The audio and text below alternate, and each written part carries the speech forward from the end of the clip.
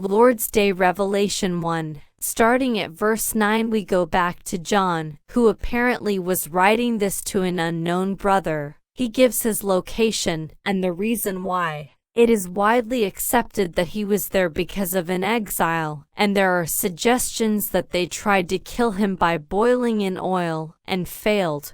In any event, we get to the next verse and John reports that it was the Lord's Day, and he heard the sound of a voice as a trumpet.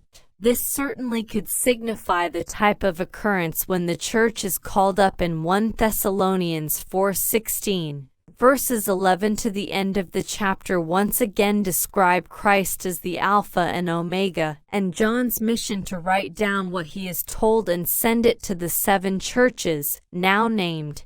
The next verse involves John looking at the source of the voice and at first seeing 7 golden candlesticks. Then from verse 13 through 17 we get the description of Christ with a detail of the 7 stars in his right hand in verse 16. To say that he was like the Son of Man in verse 13 perhaps means that it reminded him of what Christ looked at the Transfiguration, or when he was on earth. In any case, even though John had seen him transformed, the full glory still made him fall as though dead.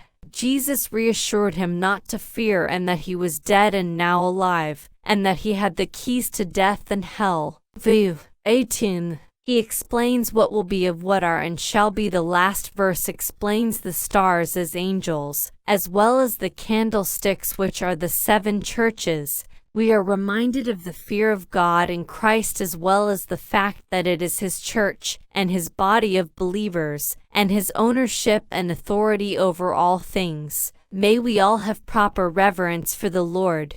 Amen.